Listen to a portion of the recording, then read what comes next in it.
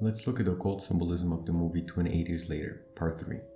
In Crowley's theory of the succession of eons, the Age of Horus marks a new era of individual spiritual awakening, self-realization, and liberation from external religious and moral control. Horus, the divine child, symbolizes humanity's emergence into conscious awareness and a break from past dogma. In the movie, this idea is echoed in the character of the Alpha, also known as Samson, a new kind of infected who is stronger, faster, and more self-aware, representing a new stage of evolution. Let's get to the movie.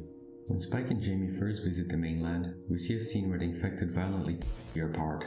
At first, this might not seem atypical, until their leader, Samson, takes the deer they had and places on a tree, giving the moment a more ritualistic character. As mentioned earlier, the deer is a sacred animal of the goddess Artemis. Its can therefore be interpreted as a symbol of the end of the lunar age. Now let's take a look at the solar symbolism surrounding the biblical story of Samson. Samson is a Nazarite figure from the Bible, who fights the Philistines to free Israel from oppression. He is known for his incredible strength, which comes from an oath given by his mother never to cut his hair. His long radiant hair is often linked to sun symbolism. The uncut hair represents radiating sun rays. His strength departs when it's cut, reflecting the weakening rays or the death of the sun. Later into the story, his lover, Delilah, betrays him by revealing the secret of his strength to the Philistines. They shave his head while he sleeps and gouge out his eyes, an allegory for the death of the sun. But does the name Delilah sound familiar? It is the name of the song played during Spike and Jamie's welcome celebration. After being captured and blinded, Samson is forced to grind grain in a prison mill. This task links him, like other solar heroes, to the growth cycle of crops. Also, his Hebrew name, Shinshon,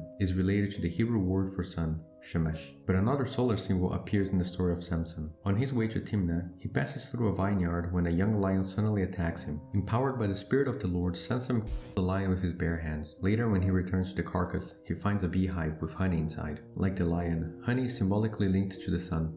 In Egyptian mythology, bees were said to be born from the tears of the sun god Ra. In ancient times, honey was a common offering to solar deities like Apollo and Mithras. Samson's first act of strength, the killing of the lion, strongly echoes the first labor of Hercules, another solar hero, who also strangles a lion with his bare hands. Later in the movie, Samson kills Eric, a former UN soldier stranded on the island. The name Eric comes from the Old Norse Erikir, meaning eternal ruler. As someone from mainland Europe, Eric represents a world still untouched by the rage virus. His marks a clear break from the worship of the ruler or the patriarch, signaling an end to the Age of Osiris. Astrologically, Leo marks the time when the sun is at its peak, and coincidentally, just like Jimmy, the actor playing Samson, is a Leo himself.